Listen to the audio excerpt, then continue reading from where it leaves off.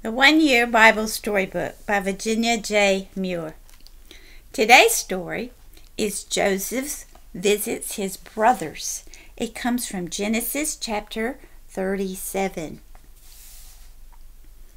Jacob took care of all his flocks and herds.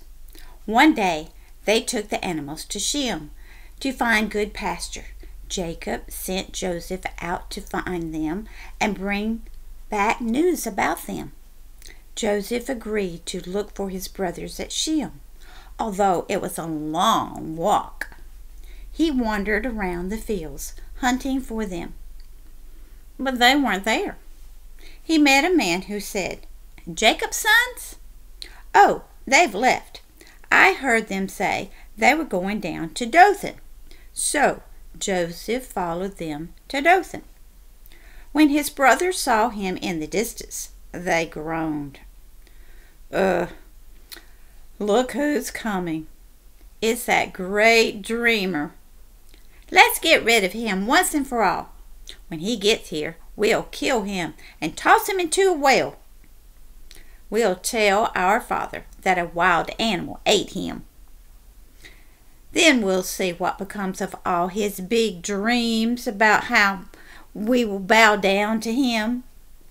The oldest brother, Reuben, didn't like the idea of killing his younger brother. He said to his brothers, "Let's just put him into a dry well. Maybe he'll die in there without our having to hurt him ourselves." Reuben thought that later he would secretly get Joseph out of the well and send him home unharmed. After Joseph arrived, his brothers grabbed the colorful coat that Jacob had given him. They threw him into an empty well, and then they sat down to eat their lunch.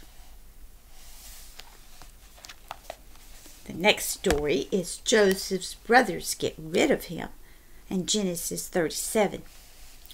While Reuben was busy somewhere away from the camp, the other brothers noticed a caravan of camels coming.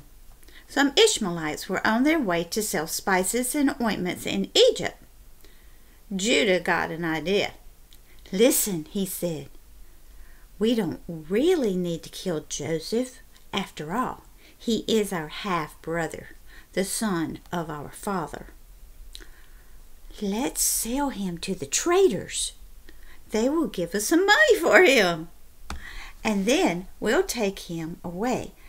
They'll take him away so he can't bother us anymore." So they pulled Joseph up out of the dry well, and they sold him to the traders for 20 pieces of silver. The traders went on toward Egypt. Soon Reuben came back to camp, looking for Joseph. But, of course, he was gone. Reuben was terribly upset.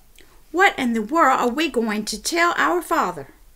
He will be broken-hearted if his favorite son doesn't return." They decided to let Jacob think Joseph had been killed by a wild animal. They killed a goat and put a lot of its blood on Joseph's beautiful coat.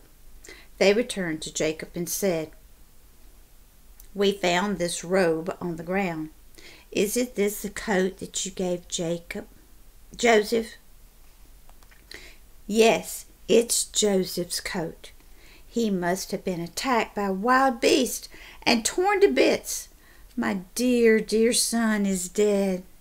Day after day he grieved for Joseph. He said, "I will be sad about his death all the rest of my life."